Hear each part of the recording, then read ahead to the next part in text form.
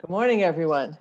My name is Terry Swartz-Russell. I'm the Director of Family and Adult Education at Temple Emmanuel, and we're thrilled to welcome back Dr. John Greenberg. You might remember, some of you, that he actually came to Temple Emmanuel in real life, pre-COVID, and took us on a walking tour around the synagogue and found all sorts of plants related to biblical and resources in nature. And we were all amazed. He was supposed to come back last year right after COVID shut us down.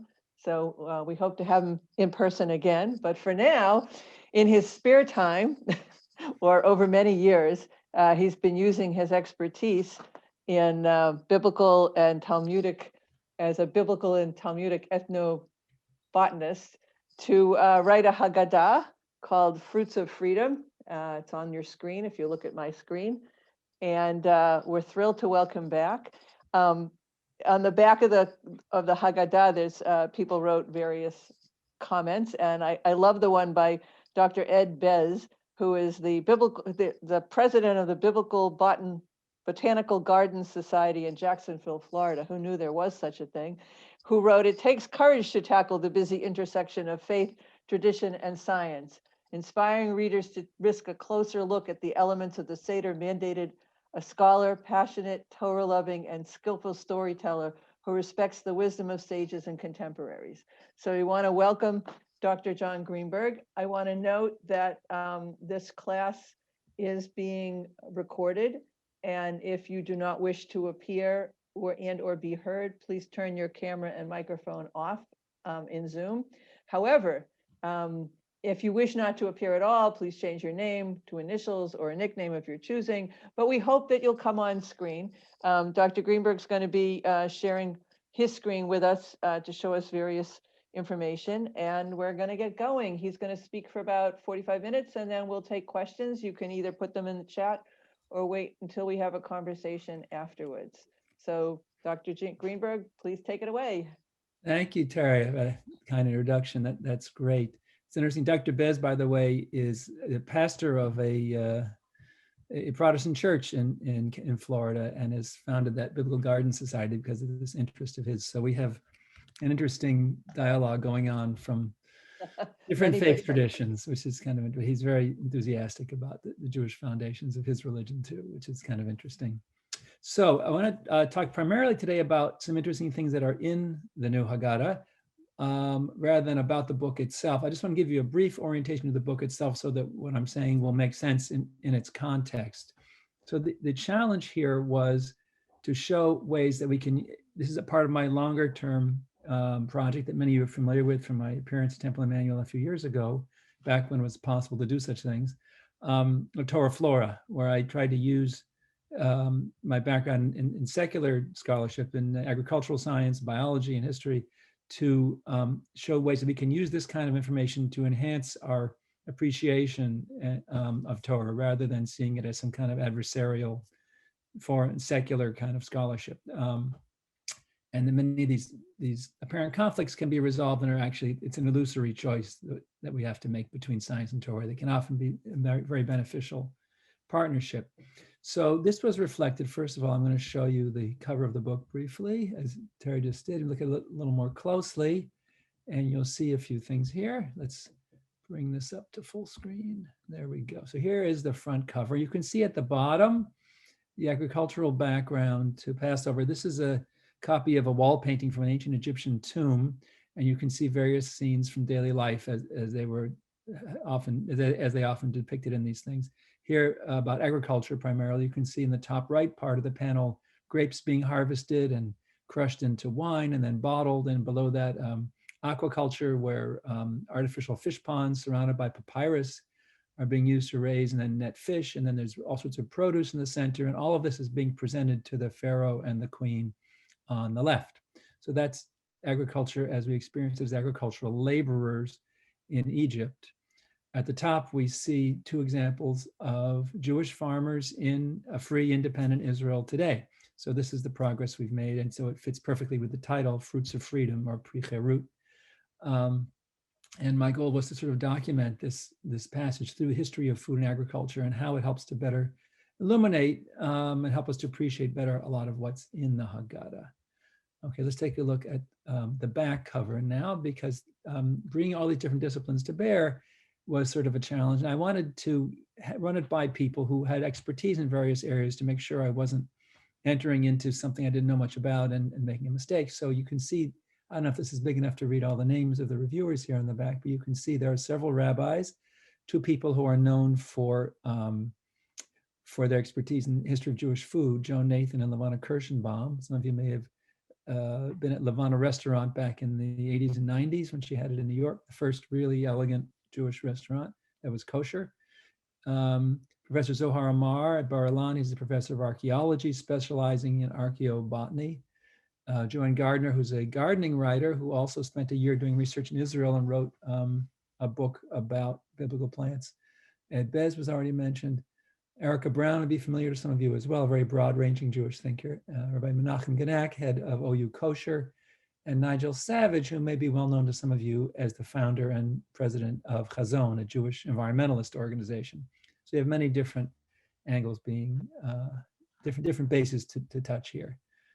Okay, I wanted to get through. So here is how this is reflected on the inside. This is the bottom of one particular page, a fairly typical page in the Haggadah. And you can see the footnotes here are extensive. So my goal was to write a commentary, which you see at the top of the page, in clear, simple language that would be accessible to anyone who has just a basic knowledge of the Seder. But for those who want to go into more detail, or the more learned reader, provide the details in the footnotes at the bottom. And you'll see that like the covers, this is very wide ranging. There are 3 references to Talmud here, another rabbinic source here. There are 2 references to classical ancient Latin Roman poetry. One, a history of Italian food and agricultural report on arugula, reference to Shakespeare in footnote 55, and finally to a genetics paper about the genetics of the taste or distaste for cilantro. So I had to kind of pull all these different things together and put the details, or as some call them, the dirty work, down in here in the footnotes, and keep the main text of the commentary open for and understandable, accessible to anyone. One of the things that emerged from this was something that I found fascinating, because I've always been interested in the idea for many years of things that we do in Judaism and that have done for many centuries and haven't really changed much, but our understanding of why we do them and their meaning has changed dramatically. So you'll see features devoted to this throughout the Haggadah with this green background and little decorative graphic elements here with the title, What Does It Mean? This particular one is about karpas. Explaining that these are things that have accumulated multiple meanings over the years. In some cases, changes of meaning, in some cases, parallel meanings. At the top of the page is a photo there. This photo, I think, won an award. This is actually a photo of the stump of a banana plant that's been cut down. You can see some leaves starting to emerge from the stump in the center. And you can see that it's not really a tree. That's not a woody trunk with rings of wood. That is a roll of leaves. So the bracha to make on banana is borei priya hadama, the blessing you make on vegetables, not borei priya eitz, what you would make on a tree fruit. And for this reason, it became popular in the vicinity of Elizabeth, New Jersey in the late 19th century to use banana for karpas at the Seder, instead of parsley or celery, as a way of teaching recent arrivals from Eastern Europe who were not familiar with bananas, that this was an herbaceous plant, not a tree, and the correct bracha to make on a banana is borei priya hadama, not borei priya eitz. Okay, before we get to the next one, let me reappear to you. We'll get to this in just a minute. Okay, so I'm going to stop sharing for a moment. So I'm going to show you a few different stories from the Haggadah that sort of embody the spirit of what I was trying to do here. And I think they're sort of fun just to learn about for their own sake. And at the end, I'll tell you how you can get more of this if you're interested. Okay, so the first one we're going to look at has to do with maror. The original source maror, of course, is the Torah's statement that the Korban Pesach, the Paschal Lamb, is to be eaten with maror and matzah. Maror just meaning a bitter thing, a bitter plant. Doesn't tell us what the maror is, what plant to use, doesn't tell us the meaning of it or why we're supposed to have maror with it. It sounds like it may just be as kind of a condiment. There are a number of bitter condiments that people use, or spicy condiments with various foods. Is it just to make it tasty, or is there some symbolic meaning, or is there something else? So it doesn't say. The next source we have historically after the Torah itself is the Mishnah, which is the first systematic compilation of detailed practical Jewish law beyond the very terse statements in the Torah, compiled around the 1st century of the Common Era by Rabbi Yehuda Nasi. So the Mishnah gives us more detail. The Mishnah lists 5 plants that can be used as maror, and it lists them in descending order of desirability. So the ideal is to get the first one on the list. If you can't find that, it's not available, go to the second and so on down till you find one that you can. The first one is lettuce. Some of the others we're not exactly certain what they are. One is in Aramaic, hendiva. You might guess what that is in English. Endive, right, is an option. Chicory is a possibility. And the last on the list, the last resort just says maror, meaning just some, if you can't get any of these specific ones, just some other kind of bitter plant. So what is the significance of all this? So the Gemara, which is the Talmud's commentary on the Mishnah, discusses what is this? What are these 5 things? What in the terms that we use them on a day-to-day basis in Aramaic rather than in classical Hebrew?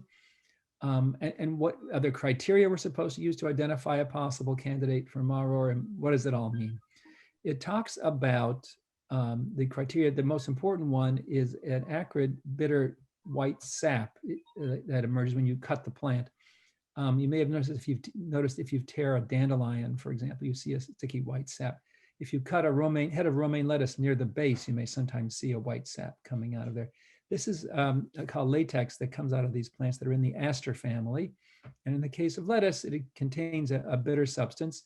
The lettuce you buy in the supermarket has been bred to the point that there's almost none of it left in there. But if you leave it in the ground and allow it to continue to grow, it will become more and more bitter. And this turns out to be important.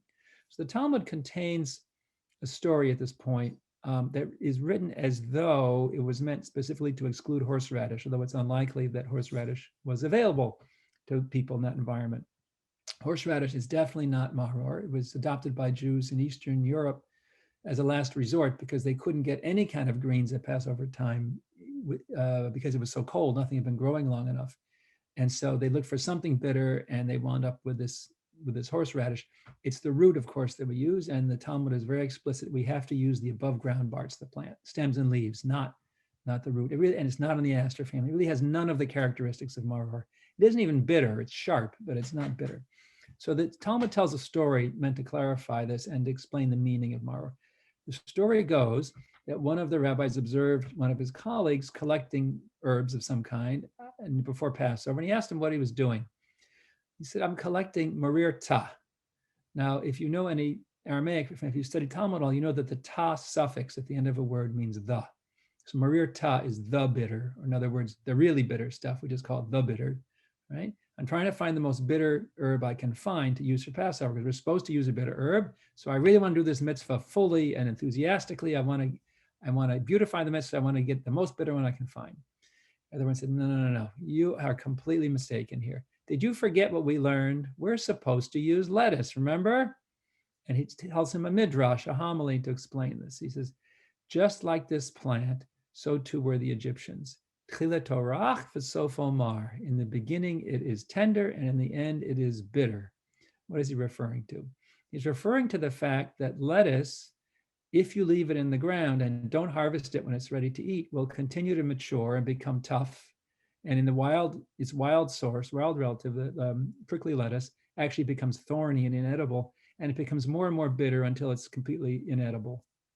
The bitter substance, by the way, is mildly narcotic, which is based on another story about people falling asleep at the Seder. We'll get to that if we have some time for it later.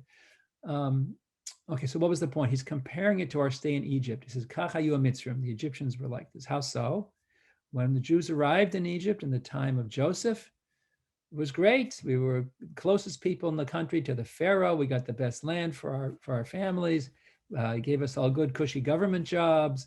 Everything was great. We're in the best possible position. And then slowly, little by little, things began to deteriorate, right? It got worse until we wound up as slaves, right? So this is the point of maror. It's a metaphor for this slow, insidious encroachment of anti-Semitism and oppression. And the point of maror is not, as you might think if you had grown up with horseradish, as I did, that is to compress 200 years of slavery into 30 seconds and blow your head off. That is not the point, right? This is what he was telling him. That's not the point at all. The point is to be on the alert for the slow, steady, insidious encroachment of these kinds of dangers. All right, that it's not, you want to be alert when someone says you have to live in this neighborhood and you can't go to college and you can't practice certain occupations and you have to wear an armband with a star on it. We're going to put a wall around it. Now, by the time you realize what's going on, it's too late. So you need to be alert. That is the point of maror, right? To be alert to the potential for enslavement that may come in slow and gradually before you realize what's going on. So how does this fit into the choice of vegetables? So we need one more piece of background information, then we can understand the remarkable thing that happened in medieval Germany that completely reversed the meaning of maror. The longest part of the Seder, of course, is the Maggid, where we tell the story of the Exodus and elaborate on it. The Mishnah gives a very short description of what this is supposed to involve, and it gives a general guideline for the whole structure of the Maggid, the whole telling the story part of the Seder. It says, Marchil b'gnai u'mesayem b'shavach. What does that mean? We should begin with shame and end with glory. So what's the shame? Is there anything in the Passover story we're ashamed of? So the Gemara asks, what is this shame? What is it? And it comes up with two possible explanations, two different opinions, and they represent two different perspectives, two different attitudes. One is avadim hayinu, right? That our ancestors were slaves. We would love to be able to claim descent from royalty, but the fact is our ancestors were slaves. I mean, some people might feel an embarrassment at that. Okay, so that's one answer. And Avadim Hayinu was certainly the dominant theme of the Maggid, right? Most of the story, as we tell it at the Seder, is about that we were enslaved and all these horrible things that happened to us. And then God took us out and performed all miracles on our behalf and punished the Egyptians. And isn't this great? And we're free, so let's drink and eat. The other opinion is, no, what we should be ashamed of is not that our ancestors were slaves. We didn't do that. Somebody else should be ashamed that they enslaved us. What we should be ashamed of is Ovdei avodah zara hayu avotenu, that our ancestors were idol worshipers, including Terach, of course, the father of Abraham. Meaning this is our origin, and the Egyptian enslavement was a kind of necessary suffering and purification we had to go through to separate ourselves from this and to appreciate the salvation that the one God brought us when he took us out of Egypt. Okay, so two different opinions, right? The shame is our enslavement, or the shame is idolatry of ourselves, of the Israelites themselves.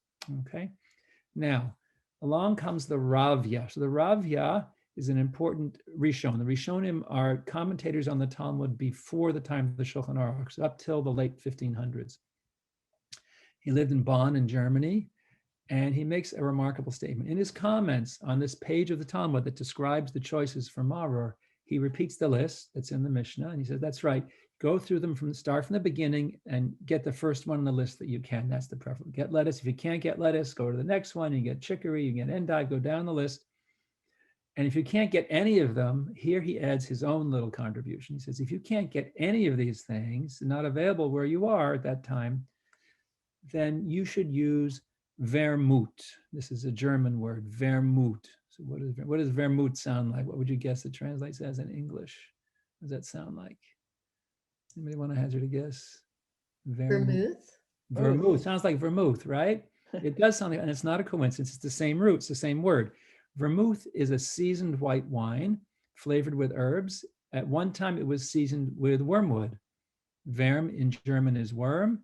Ut is wood. So vermouth is wormwood, which is a toxic plant. So that was used at one time to season vermouth, which is how it got its name. It's also distilled to make absinthe, which was banned in many countries because of the brain damage that it caused from toxins in the wormwood. So wormwood is a toxic plant used to flavor liquors. It's a close relative of tarragon, by the way, which is perfectly safe to use as a spice, but wormwood is not. So why does he bring this in? So why is he bringing in wormwood here? So to answer this question, first of all, we can see what it looks like. Here's a picture of wormwood. This is an ornamental wormwood that you might find if you walk around your neighborhood in the summertime. You might easily find this on someone's front lawn with their flowers and other ornamental plants. This is an ornamental wormwood that is grown, is popular in North America. Okay, and there are other species of wormwood. This is possibly the one he would have been familiar with. There are others. There's a woody one that is a rangeland and pasture weed in the Middle East.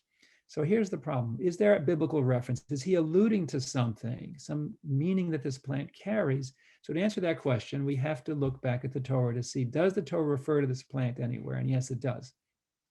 In biblical Hebrew, it's called lana. Some of you may know it in its modern Hebrew name, which I think comes from Arabic. I haven't checked that out yet. Sheba. It's a folk remedy for lung ailments. It's probably an Arabic use, I think. So lana in the Torah is wormwood. So what does the Torah have to say about this? Lana, pare rosh for lana, a root giving forth flowers of wormwood, and rosh is a general term for drug or poisonous plants in biblical Hebrew. This is the Torah's metaphor for social corruption and idolatry. And the idea is, it's along the lines of the old proverb about one bad apple spoiling the barrel. The idea is that if a person introduces these kinds of things into a community, and then it spreads, and the whole community becomes corrupt and has to be uprooted. So we have the idea of an ir hanidachat in the Torah, a city that has become devoted to idolatry and basically has to be destroyed. And it begins with someone who is pare rosh v'lana, someone who was promoting this. What's the metaphor? What does this have to do with wormwood? So remember, this is a toxic plant. In the Middle East, the species found there has the same environmental requirements as the grasses that you will find people pasturing their sheep on. So if you're a nomadic shepherd, as the Israelites were up until the time of Joshua, you would take your sheep flock to various grasslands in the semi-arid areas, maybe in the northern Negev, for example, graze them there, and then there's not a lot of moisture, so it's slow to grow back. And then you go around your circuit and you come back to the same area next year when it's regrown. However, if a particular grazing area has been contaminated and infested with wormwood, even a little bit, you have to give up the area. You can't bring the animals in there anymore because they won't distinguish it from the grass. They will eat it, be poisoned, and many of them will die. So a little bit of wormwood ruins the area. So this is the Torah's metaphor for sin and corruption. Now, what is the Ravya saying? Lettuce, we saw, was a symbol of the encroachment of the oppression of the Jews, right? Of anti-Semitism and oppression. So he says, so to speak, if you don't have lettuce, if you don't have maharor, right, you are fortunate to live in a historical setting where you are not oppressed and no one is stopping you from living a full Jewish life. No one is stopping you from studying Torah. No one is stopping you from doing mitzvot. No one is stopping you from observing Shabbat and keeping kosher and all the other commandments that make up our Torah. You don't have that excuse, right? So maror really isn't your story if that's your experience. You are blessed to live in a very fortunate circumstance. So lettuce, with its slow encroachment of bitterness and maror, does not really represent your experience. So what you need to do is turn away from the story of Avadim Hayinu, we were slaves, because that's not your story, and look instead at the other alternative. So what is your ganai? What is your shame? It's not enslavement. It's Avdei Avodah Zarah Hayavotenu. You need to examine your own actions and see how you can better improve your own behavior and live a better life yourself. So what he's done is to completely reverse the meaning of maror by choosing a different vegetable. That's all he's done. He says you can use vermouth, you can use wormwood instead of lettuce if you don't have lettuce. And what he's done is to completely change this from an opportunity to thank God for deliverance from oppression, look what they did to us, to an opportunity for self-examination. Cheshbon nefesh, as it's called in Hebrew, to self-examination, right? Completely different agenda, completely different theology, and all because he's saying, if you don't have lettuce, use this other herb instead. So one of the things that came out as I was doing the research for the Haggadah was this fascinating pattern that every little detail like this, something as trivial as a choice of vegetables, the table settings, the color of the wine, everything in the Seder carries deep symbolic meaning. Most of it has been forgotten, but if we can recover that, we discover there are layers and layers of meaning and fantastic lessons to be learned from every part of the Haggadah, from every part of the Seder, even the most trivial parts that we didn't even think about. Stallman did a master's thesis a few years ago on charoset and identified 70 different types of charoset, 70 different recipes. Wow. There can be put into 6 categories, each of which carries a different theology, a different metaphor, a different symbolism. So everything, it's not just a matter of what ingredients are available in different parts of the world. Each of the choices represents a very deep statement. Now, we may not be aware of this. I like this one, tastes better, or this one is sticky. I can roll it into balls and then roll it in coconut or cocoa and have it as little candies for Passover, which is a Sephardic custom. That's great. But understand that there's a whole rich background behind that. And that's part of what we're dissecting here today. So we see an example of this, just as the Ravya has used a different vegetable to reverse the meaning of maror. We also have an example of someone who reversed the meaning of the 4 cups of wine. Okay, so let's take a look at that next. Again, we start with the top. Well, the Torah doesn't actually tell us to drink the 4 cups of wine. This comes later. We see it in the Mishnah. It's very important. Even the poorest person who can't afford 4 cups of wine must be given funds from public charities to have 4 cups of wine on the Seder. It's very important. Everyone has to have 4 cups. What's the big deal? So the Talmud discusses various meanings of what's the 4 cups, what does it stand for? The wine steward, when he tells Joseph his dream, uses the term Pharaoh's cup 4 times. So there's an allusion there, and the Talmud suggests, well, if anyone is free, it must be the Pharaoh. We're celebrating freedom, so we'll follow his example here. He seems to have 4 cups of wine. 5 would be excessive. So we'll have 4 cups of wine and we'll be like the Pharaoh. We'll be free to, and we'll recline as ancient kings used to do at the table. Okay. By the way, the Aruch HaShulchan is a late 19th century commentary on Shulchan Aruch, repeats that question that the Ravya raised. He said, even in his day, in the Middle Ages, he said, what are we doing this kings and queens and wealthy people don't lean down on couches at their tables anymore. That was in ancient times. How are we representing ourselves as wealthy, free people? They were doing what free people do. Maybe they did this 1,000 years ago. They don't do it now. So maybe we of the Middle Ages, should give this up. It's not a valid custom. He alone takes this position at that time. However, the Aruch HaShulchan says, no. All the more reason to do it, right? No one is going to say when you lean back on your left side of your cushion, oh, you're doing like Bill Gates, you're doing like Jeff Bezos, right? These wealthy people, that's what they do. That's what the president does. No. That's exactly the point. That children will say, why are you doing that? You always told us not to slouch at the table and sit up straight. How come you're not sitting up straight? Well, I'm glad you asked, because then now you have an opportunity to answer right. So now it will provoke more questions from the children, precisely because no one has the habit of eating that way nowadays. So it actually increases its value, he suggests, rather than decreasing. It's interesting. Not everybody agrees, but it's an interesting take on that. Okay, so what about the wine? So the Talmud says for the 4 cups in general, but especially for the 4 cups, red wine is preferable. And it gives a citation of a verse in the book of Proverbs. It's something about if you don't stare at the wine, it won't make it turn red. Although it seems to imply that red is better, but it's not very clear exactly what the point is there. But the Gemara takes this as evidence that red wine is superior to white, and we should try to use red wine for the Seder. Historically, most people have always preferred red wine to white. There are those who like the whites, but most people have generally preferred the red, and so it generally has a higher prestige and is more widely respected. So it's thought that red is preferable. Okay, now let's go forward to much later to the Shulchan Aruch, late 1500s. Shulchan Aruch says, yes, use red wine for the Seder. Definitely use red wine for the Seder. Commentary on the Shulchan Aruch. So at the same time the Shulchan Aruch was being written, the Ramah, that stands for Rabbi Moshe Isserlis, was writing his book of the same structure and topic. The Shulchan Aruch beat him into print, and so the Ramah's comments are now included in the Shulchan Aruch as a commentary, and they're interpolated, usually in italic or a different kind of script, right in the body of the Shulchan Aruch as sort of a running commentary on it. So the Ramah's a little more lenient about this. He says, well, if you can get better quality white wine than red where you live, then use the better one, even if it's the white. It's okay to use a white wine if it's superior to the red wine available to you. He's a little more lenient about it. We'll see in a little bit why that is. There's an interesting explanation for that. Why the Ramah is more lenient than the Shulchan Aruch. Okay, but the most interesting one, the key to the whole story, the meaning of the color of the wine, is a little bit later commentary called the Taz. That stands for Turei Zahav, or lines of gold. Was written in Poland in the early 17th century. And he talks about the issue of red versus white wine as well. He says, yes, you should use red wine if possible, it's preferable.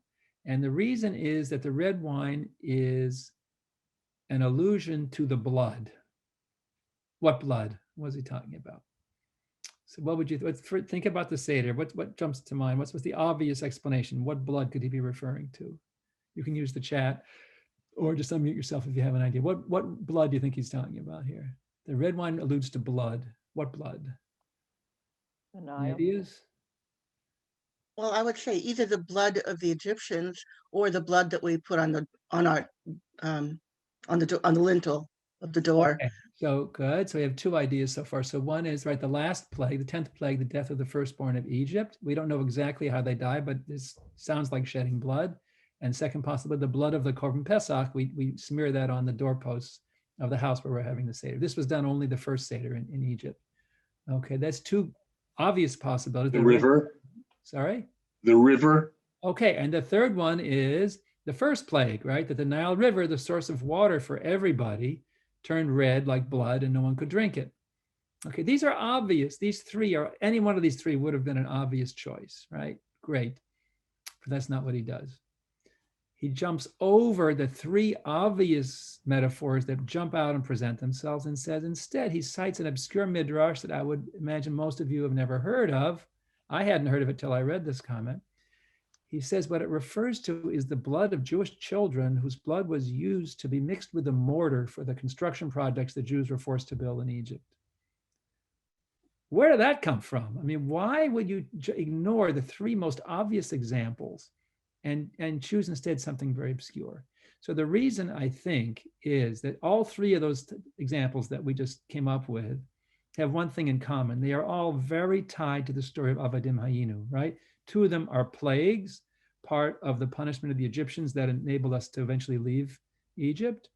And the third one is part of that process that God tells us, I'm going to take you out, but you need to do this. You need to sacrifice this lamb. This is one of the gods of the Egyptians. We're going to reduce it from a god to an entree. It's going to be dinner, not God. And we're going to demythologize all this. And I'm going to take you out of Egypt and you're going to serve me rather than all these animal-headed gods. Okay, so that's all part of Avadim Hayinu. This strange midrash is also part of the suffering of the Jewish people in Egypt, but it's not really part of the story of Avadim Hayinu, the story that the Egyptians oppressed us and God delivered us from slavery. It doesn't really tie into the Exodus story at all. It's just part of the conditions of slavery, part of the conditions of oppression. I mean, it's horrible, but it's not really part of the Exodus story. So what he's doing, I think, and I'm going to show you why in a minute, is he's turning us away from the story of Avadim Hayinu and turning us instead toward Avdei Avodah Zarah Avotenu, that away from look what they did to us and toward look what we did to ourselves. How does he do that? What's the reason for thinking this? So he goes on with an explanation. He says, you should use red wine for this reason. It alludes to the blood of the Jewish children. However, here in Poland, now this is in early 17th century Poland, here in Poland, everybody uses white wine for the Seder. Now, I would imagine many of you have ancestors who came to the US from Poland. I would bet probably none of them had a tradition to use white wine for the Seder. Does anyone here have that family custom, use white wine for the Seder rather than red? Nobody. Why? It disappeared. Why did it disappear? What happened to this custom? He said it was universal in Poland at that time. He explains the reason. The reason they used white wine was because of the blood libel, which was extremely popular in early 17th century Poland. And when you open the door for Elijah, the last thing you want is for the neighbors to peek in and see you in the doorway with a cup of something red, saying, Shvoch HaMacha, pour out your wrath on the nations of the world who have oppressed you. Right? That's the last thing you want. It's going to confirm any suspicions they may have had about you in the first place. All right? So that was the custom used. But if you live, so he says, if you live under conditions of the blood libel, then you should use white wine, as we do here. In fact, the Mishnah Berurah, written in the late 19th century, is a very popular modern commentary on the Shulchan Aruch. Also says if you are encountering this situation of the blood libel, then you should use white wine. It's prudent to use the white wine. Now, what makes me think that it's clearly turning away from Avadim Hayinu because he's chosen an explanation for red wine that does not figure in the Exodus story. But that doesn't mean he's talking about self-examination until we read to the end of his comments on this. So he said, this is because of the blood libel, which has come upon us. Why? Mipnei chata'enu harabim, because of our many sins. Right? In other words, he, like the Ravya did for Maror, the Taz is turning the meaning of the four cups and the meaning of the Seder really from Avadim Hayinu. Look how the Egyptians oppressed us. Thank God for delivering us. What did we do? Not much. 2, we have to consider our own faults, right? This happened to us because of some weakness in our own character and our own behavior. And so we need to be cognizant of that and repair it. This may seem very harsh. Let me point out something interesting about this. There is something very positive in this, although it may not resonate immediately with modern ears. Many people who go to some kind of psychotherapy come in with all kinds of sad stories and expect sympathy and are surprised when they don't get it, right? The therapist doesn't want to tell you how sorry they are for you and you should feel better and I love you. And no. They went, all right, look, what are you going to do with your life? It seems so unfeeling. What's the point? Why are they doing this? They may even try to convince the patient of a different narrative, all the misfortunes they've suffered, in which the responsibility for all these things passes from their parents, their employer, their spouse, whatever it was, to themselves, right? Why are they doing this? Are they trying to make you feel bad? No, they're trying to empower you. If you did this, if you had the strength and the agency and the ability to cause this, you have the ability to fix it as well, all right? So if you take on a narrative in which you have the responsibility, you are the one who was the acting, you were the agent, you were the prime mover in the story, then you are in control of the situation today, and you have the ability to improve it today. So there are different perspectives, and some people are very turned off by this whole approach. Other people see it as a very positive and empowering thing. It's like the original dispute back in the Gemara about the meaning of Ganai, of shame. There are different perspectives. It gives 2 very different approaches. They're both valid. You can gravitate to the one that makes sense for you. But when we dig in here, we find the choice of vegetables, the color of the wine, the table settings, everything here carries deep significance. I'm going to tell you one more story. I think it's kind of fun, a lighter one than this sort of heavy, serious stuff, about the Spanish Pesach bunny. So this year we have a Pesach bunny. Pesach bunny is coming after Shabbat. This is something real. This is nothing to do with Easter, which is not for another 2 weeks. It's not about those bunnies. It's a different bunny. So to understand this, then we need to know that it was very common. Well, back up even before that. Okay, so the Talmud discusses a situation such as the one we have this year, where Pesach, or any other major holiday for that matter, begins on Saturday night. So how does it work?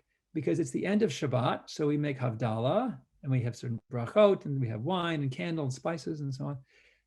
But we also make Kiddush because it's the beginning of Yom Tov, of the holiday. So how do we do this? Do we make Havdalah and then Kiddush, or do we make Kiddush and then Havdalah, or do we somehow combine them in some way? And if you do, how do you fit the pieces together? So they discuss different options. And the conclusion they come to is they should be integrated in a particular order. And they come up with a mnemonic, a little acronym to help us remember this. And the acronym is in Hebrew, Yaknahaz. What is it? Yud Kuf Nun He Zayin. What does that stand for? Yud stands for Yayin, so meaning wine. So the first thing we do is we say Borei Pri Hagafen. That's for both Havdalah and Kiddush. Next is the Kuf for Kiddush. We say the Kiddush for the holiday that's beginning, in this case Pesach. Then the Nun stands for Ner, which means a candle or a light. That's part of Havdalah. Borei Marei Ha'esh, we say that blessing next. Hey for Havdalah, the whole Havdalah blessing, Amavda ben Kodesh L'chol, and so forth. And finally, Zayin for Zman, meaning time, Shehechianu. We say that one last. So this is an integrated Havdalah and Kiddush. And if you look in your Haggadah, you will see that you have this. And it says, if the festival begins on a Saturday night, this is the order of events. Yak Nahaz. Okay. Now, in medieval illuminated manuscripts, both Jewish and Christian, it is very common to see decorative drawings in the margins of scenes from daily life. And a very popular one is scenes of hare hunting, people hunting with dogs for hares. That was a popular medieval pastime. Not a very Jewish thing, but it was popular and was very well known. In some of the Renaissance and later Haggadahs from German-speaking countries, we see a picture of depicting this, a hunter with dogs chasing hares, on the page with Kiddush and Havdalah. What is this doing there? Sometimes it even says Yaknahaz. It's a play on words. Hunt the hare in German is Jag dem Hass. So that's supposed to remind us of Yaknahaz. So it's just a kind of a little cartoon joke, a little graphic joke there. to remind us of the order of events. People even found old Sukkot with the hare hunting scene for the same situation if Sukkot begins on a Saturday night. Okay, so in 1534, a Haggadah was published in Augsburg, Germany, with two pictures side by side, like an early comic strip. The first shows a hunter with dogs. The dogs are chasing the hares into a big net. It looks like a big soccer goal and looks like they're about to be devoured and torn apart. In the second picture, we see the hares have slipped under the net and are running out the other side, looking back over their shoulders at the net, at the dogs being caught in the net. So they're being pursued, and then they escape, and the dogs that pursued them are now being caught in the net. Does this remind you of anything in the Pesach story? There's no caption on this. Haggadah. Maybe, but in Haggadah, everybody gets beat up. Everybody gets killed. In this one, the hares escape. We escaped, but they were chasing us, and then they got it. Everyone thought we were going to Dead get Sea. the Red Sea, exactly, right? With the Red Jews Sea. crossed, the Egyptians charged into the open passageway and then got covered up with the water, right? You couldn't say openly, gee, I hope that these Germans would leave us alone. You know, the crown and the church were censoring everything, but you could draw a picture without a caption. And as the Rambam says, Hamevin Yevin, right? Those who understand will understand, right? A word to the wise, right? So the picture represented a kind of twist on the Yaknahaz with a kind of a dream of escape from the harassment that the Jews felt. Now that was a little pun and turns on the German. However, there is an example of something with the hares in the Haggadah from about 200 years earlier that could not possibly have the same meaning because it's not from Germany at all. It's from Barcelona. Oh, this, by the way, this is the map of white and red wine growing areas from the Haggadah. In France and Germany, yellow is white wine, red is in red, and the pink is mixed. Here in Eastern France, you see there's white wine growing areas. This is Alsace, an area that's traditionally a white wine growing area. Some Alsatian Jews have the custom to this day to use white wine for the third cup for the reason that I mentioned. So when they open the door with the third cup in their hands and the neighbors look in the door, and everybody in town drinks white wine because it's a point of regional pride. They produce wonderful white wines there, right? The last thing you want is to be standing in the doorway with a cup of something red while your cousin who never learned Hebrew recites Shvo Chamarcha in French so everyone understands the divine malediction you're pouring down on the neighbors, right? Not a good situation, not a recipe for harmony with the neighbors, right? So there are some who still do that in Alsace. Okay, so here is a picture, two pictures from the Barcelona Haggadah published, not published, it was a single copy, handmade around 1340. It's in the British Library now. On the right, you see a square frame of decoration here, a picture of Jewish slaves building a tower, hauling the cement and the stones up the stairs. The mounted supervisors on horseback on the right ordering them around. At the top in the blue box, Avadim, to the left of that Hayinu, we were slaves, and it continues down here to Pharaoh in Egypt, and God took us out and so forth. This is part of the Haggadah. But look on top. Here's the hare, but he's not being pursued by the dogs. He's sitting on a golden throne, and the dog is bowing and serving him a cup of wine he has just poured from this bottle. The dog is now serving the hare. Reversal of roles, right? Avadim Hayinu, that's what we came from. This is what we hope will happen in the future, that we will be the kings, and then those who harassed us and murdered us and tortured us and oppressed us will now be our servants. You can easily imagine that being the artist's dream here. And here on another page from the same book, a really bizarre picture. Here's the hare dressed in an elegant cloak with a cowl here as some kind of a nobleman. He's got a stick. He's controlling or maybe beating the dog. And the pig, dressed very modestly in a long dress with a long, big head covering, is serving him a huge goblet of wine. And where is this picture located? Look below here. Borei Morei Ha'esh. This is the Havdalah blessing over the candle on the same page as Kiddush. So the Yaknahaz here has a different form, right? It's not about a play on German. It's a Spanish pun. And the key to this, that the hare has been liberated in both cases, is the Spanish word for a hare, which is liebre. What does that sound like? If you know two words of high school Spanish or from movies, liebre, what does that Spanish word sound like in Spanish? More well-known Spanish word. Freedom. Frida, Libre, right? Libre sounds like Libre. Cuba Libre, right? Rum and Coke. Liberation. Right, liberation, exactly. Right, Libre is free. Liebre suggests Libre.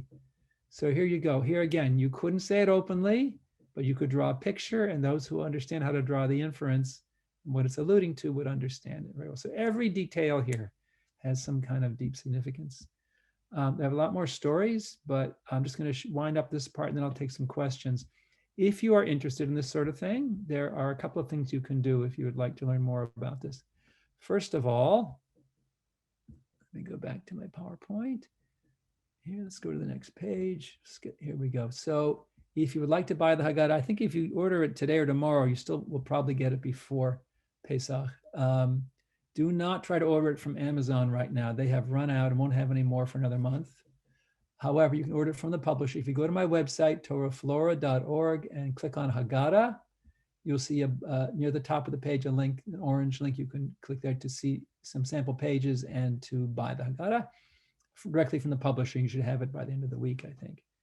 Okay, if you would like to join my email list for announcements of my publications and speaking events, just email me, john@torahflora.org, or you can put your email to me in the chat if you want, and I'll take it from there. Anyone who wants to do it, if you join my email list, if you are already on my email list, you've already received this, but if you would like to join, I will send you a copy of Seder Tips, which is a little document I put together. Fun things you can do at the Seder to bring out some of these ideas from the Haggadah without turning the Seder into a lecture as we've done today. So the fun things you can do there that people will enjoy, will provoke questions from adults and children, and then you can bring out what you've learned in a fun conversational kind of way and not be didactic. So these are two things you can do. Okay, so torahflora.org, go click on Haggadah, and you'll see the link there to buy it from the publisher. They'll send it to you directly. If you join the email list, I'll send you Seder Tips. And if you would like to order 4 more copies, please email me for a discount coupon code that you can use. But it's only good at the publisher. It won't work on Amazon. Amazon will probably restock sometime around the end of April, I would guess. Okay, questions. I don't see any in the chat. If you want to unmute yourself with a question or put it in the chat, that's fine. So I'll start off. It's Terry. I want to know what your Seder is going to look like. Oh boy. Well, I was hoping, it took me 4 years to write this. Wow, we're going to have some Seder when this is all done. That we weren't counting on COVID. This year, it will be just the 2 of us at home. We try. All of our friends were old enough that they've actually gotten vaccinated, are either with their children or away. So we couldn't find anybody to invite who we could be with. So it's going to be just us. We have a Haggadah we can use this year. But, that's what I meant, the content more than the my wife people. did a But lot I'm of, glad you're being safe. right. So yeah, my wife did a lot of the photography. You'll see photo credits for her in there. So we're very I'm always overwhelmed by the amount of material that comes out and the suggestions in the new Haggadot as well as yours each year. And I always tell people, if you add 1 or 2 new things that you haven't done before, like some of the things you mentioned to us and that are found in your Haggadah, then you've fulfilled your obligation to do something a little different, Absolutely. So we do have a question from Carol. Carol Rubin wants to know, can you review the concept of shame again? Okay, sure. So the mission says the whole overall arc of the Magi, the telling the story, should proceed from shame to glory. We should begin with something shameful and end with something glorious. So if you look at the beginning of the Magid section, the telling the story in the Haggadah, you see it talks about Avadim Hayinu, that our ancestors were slaves, and it also mentions that that Terach and Nahor, the family of Abraham, were idol worshippers, and this was passed along to Esav, who gets his land inheritance right off. But the Jews instead descend into Egypt, and the children of Jacob, and they have to come back later to claim Eretz Yisrael. All right, so the 2 elements are there. We satisfy both opinions, that the shame is that we were slaves, and the shame is that our ancestors were idol worshippers. So both of those are present at the beginning. After that, this 90% of the emphasis is on that we were the sort of slavery in the Exodus, and the idea of idol worship is kind of a subdued, secondary kind of concept there. And then it leads up to a climax. It leads up, of course, to the Hallel, and and psalms of praise to God for in thanks for delivering us from Egypt, and Dayenu, and all these great things he did for us. And then we conclude after the meal with the third cup, that's sort of, I'm sorry, the second cup really before the meal. It was more focused on that, on our deliverance, and eventually receiving the Torah, and eventually passing on to the land of Israel. Okay, so that's the basic story there. Most surprising thing related to food in the Haggadah. Were the eggs of Beitzah always chicken eggs? Interesting. So that probably, I would say yes. So it's interesting. Two things you never find in the whole Torah, in the whole Tanakh, really. There is not one example of a person eating an egg or an olive. Olives are everywhere because they were used for cooking oil. They were used for light. They were not used as food until Roman times. And there's a whole wonderful story about that we don't have time for today. Eggs also. The Torah talks about climbing up into a tree to get eggs or chicks from a nest, not to eat the eggs. The eggs were used as breeding stock. People would raise domesticated birds for food and for animal sacrifices that are mentioned in the Torah. But eggs are not mentioned as food until Roman times, because the chicken, when it was domesticated, it was eventually bred. My little eggie. Sorry? Yes, go ahead. To lay unfertilized eggs almost every day. Most birds won't do that. Generally in birds, mating provokes ovulation. And so the birds generally do not lay unfertilized eggs. Most birds will not, most of the time. So that was a unique thing by Roman times, we were eating eggs. It doesn't have to be an egg. The point is to have, the Mishnah says you have to have two cooked foods on the Seder plate to represent the Korban Pesach, the Paschal lamb, and the Korban Chagiga, the festival sacrifice, which was beef. So your Hillel sandwich would really be a sandwich of, it's a mixed grill. You would have in a soft matzah, you would roll it up like a burrito with a slice of lamb, a slice of beef, some bitter maror for seasoning, and a little charoset if it was too bitter. But that's where the egg, and that's why many people begin the Seder with an egg. It's to represent consuming the Korban sacrifice, Paschal sacrifices.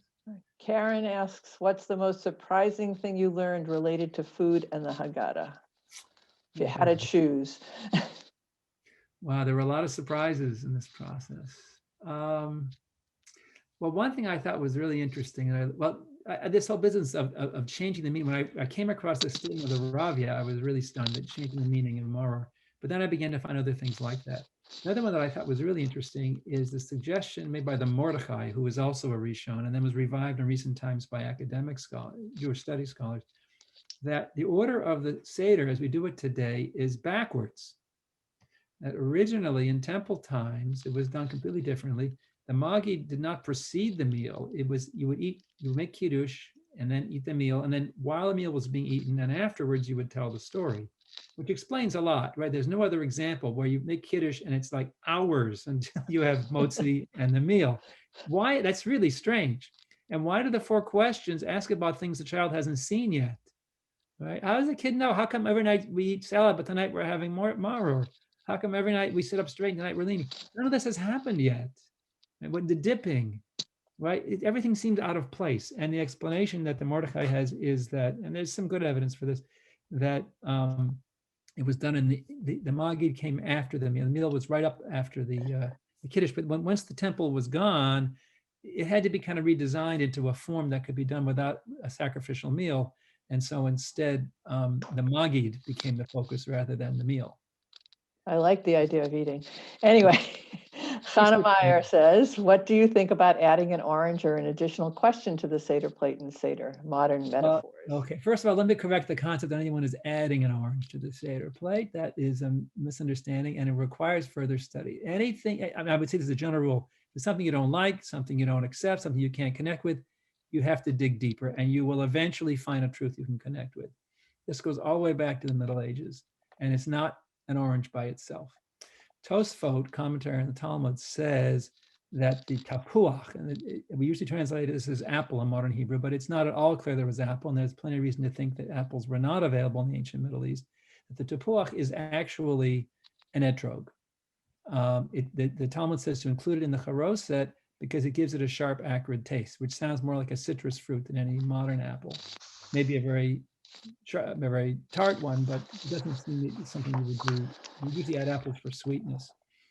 Rabbi Soloveitchik was convinced that this was correct, and he recommended using an etrog rather than apple and charoset.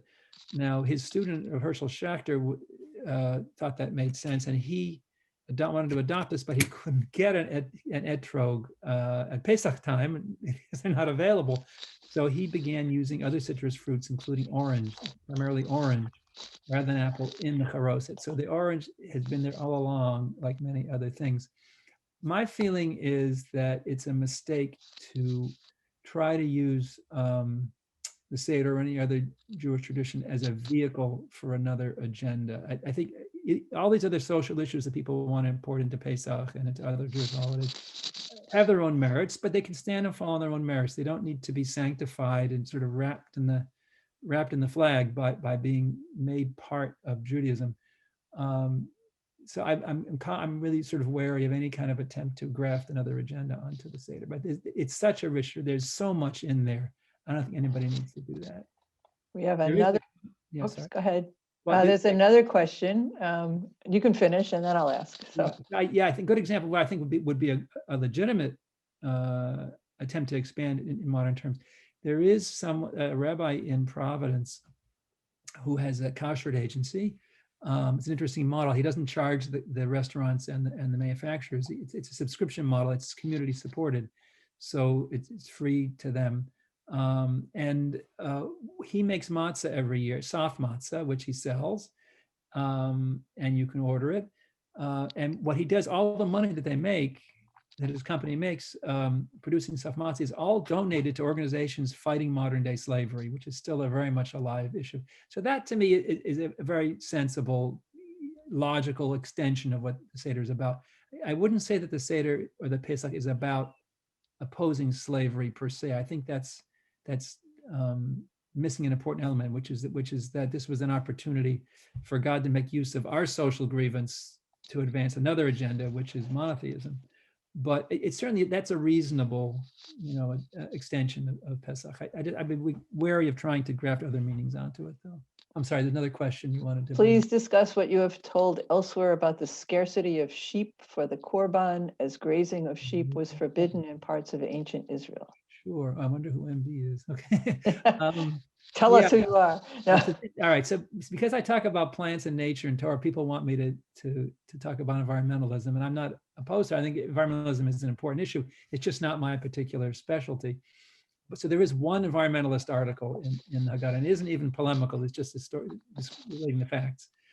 At the end of the last ice age, the entire Mediterranean had a very different appearance than what it does today. It was not a rocky, eroded landscape with tough shrubs and olive trees barely hanging on. It didn't look like that at all. It was a forested area.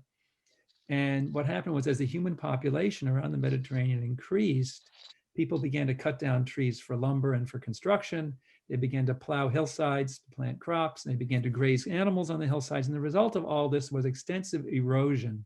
There were no roots left to hold the soil in place, and these hillsides, the soil washed away, became very thin, and agriculture was impoverished. There's one little bit of this forest left, which I can show you. I actually have a picture of it here in Morocco, in the Atlas Mountains. My PowerPoint, oh, here it is. Okay, here, I'll show you this slide. Just a minute here. Let's see if we can go up. Here we go. Here, okay, so the picture on the right was taken in the Atlas Mountains in northern Morocco. This is what the whole Mediterranean looked like 10,000 years ago, which is pretty amazing. On the left, you see a typical Mediterranean scene today. This was taken in one of the Greek islands. You can see the rocky hilltops. There's hardly any soil at all. There's very thin soil on the slopes with a little bit of scrubby vegetation. This is a typical Mediterranean scene today. So it got to the point that the ecosystems were so degraded that the possibility of agriculture and human survival in the region was really endangered at one point. And so the Mishnah forbids the raising of sheep in Israel, except for low population areas like the Negev Desert, because when sheep graze, they actually pull the grass right out of the ground by the roots and leave nothing there to hold the soil in place. The problem is, what do you do for the Korban Pesach? Every year, not just a few sheep for the daily sacrifices in Jerusalem, but every family, every household had to have a sheep or a goat for their Korban Pesach. Where do you get them if no one's allowed to raise them? So Josephus says, well, they would import them from other countries. And on the week before Passover, the entire country was white with sheep.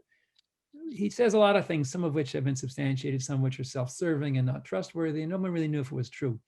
2013, an archaeological paper was published describing an analysis of a garbage dump that was just outside the walls of Roman Jerusalem, and it contained an enormous number of sheep and goat bones, so many that the archaeologists were convinced that these were the bones of sacrificial animals.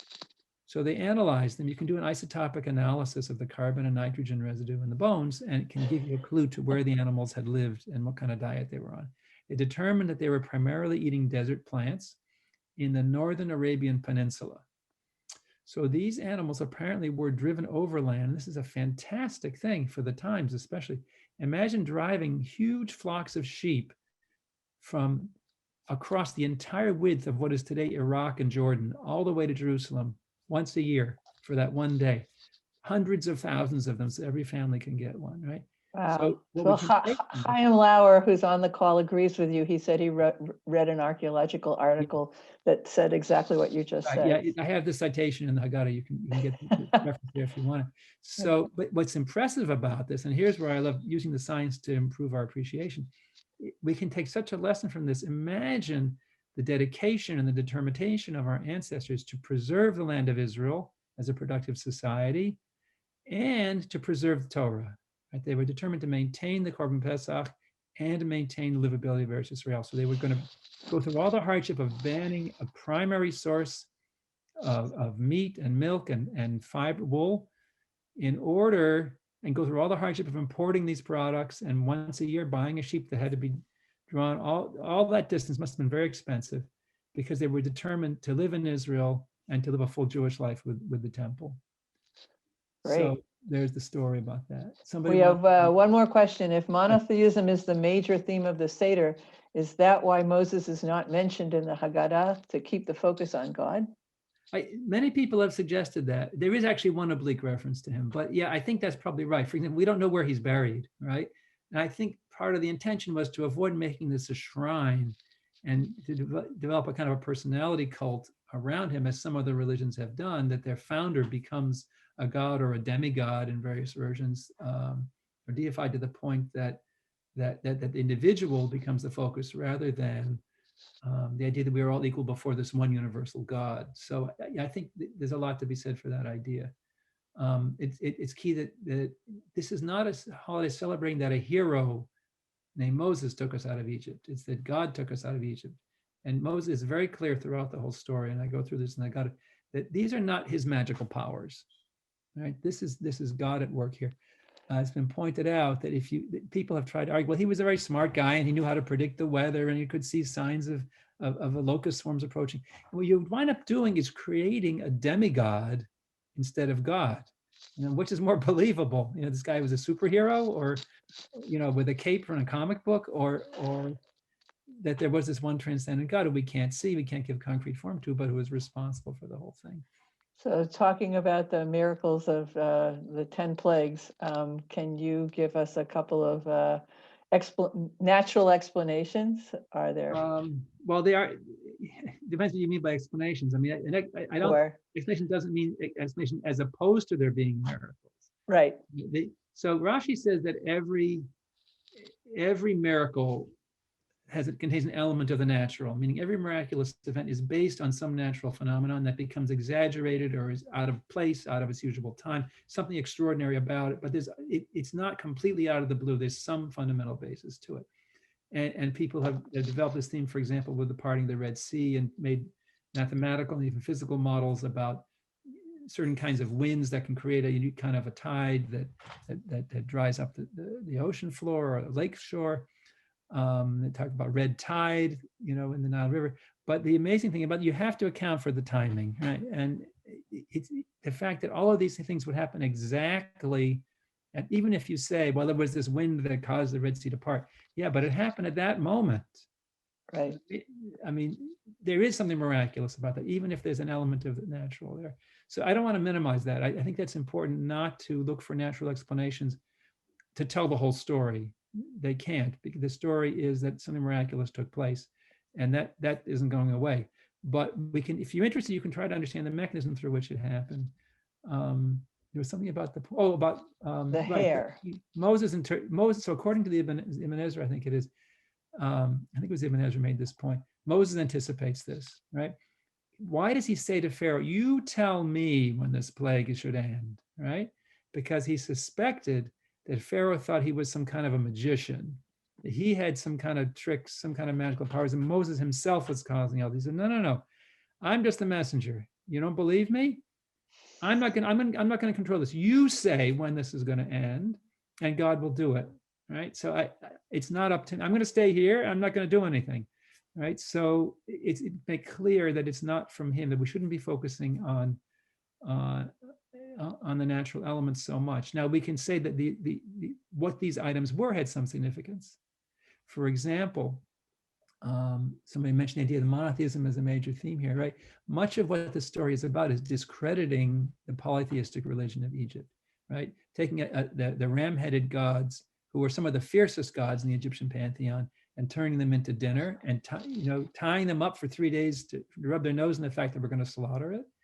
The entire story of the plagues, and I go through this in the Haggadah, can be seen as an inversion of one of the most popular stories in Egyptian mythology, called the destruction of humanity, in which this beer goddess comes to earth and tries to kill people, kills lots of people, and her father is Ra, the sun god. If you go through the plagues, every element of that story, every narrative element, every character, every device, every incident is inverted in the Exodus story, right? There's this sacred red beer that has pomegranate juice in it, and that's how people are saved, because she thinks it's blood and she tries to eat it and gets drunk and passes out.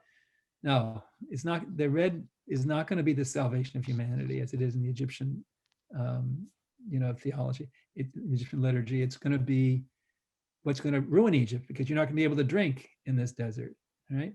Ra is the sun god. We're going to have a plague of darkness, right? Hathor, who's the goddess and the beer goddess here, goddess of beer. We're not going to touch beer or bread that you're so proud of in your culture. We're not going to touch it. We're going to go use a primitive method of cooking that our ancestors. So everything in the story is inverted. And if you look at the natural elements there, I think you see a lot more meaning, that it's about demythologizing nature. Okay, well, thank you for all this information. You've really given us a different look at what we're going to say and do at our Seders. One of the other comments on the back of your book is from, as you mentioned, from Dr. Erica Brown. I love how she starts. She says, John Greenberg offers his erudition and insights to make the Seder experience richer and more verdant. So I'm wishing everybody a more verdant Seder this year. Thank you very much. Sure. I welcome your emails when anyone wants to Chag continue. kasher v'sameach, and we all know how to get in touch with John, and buy his Haggadah if you're interested. And now you know that you have to go to his website and not to Amazon. Thank you all for your All interest. right, thank you very much. Be well. Take care.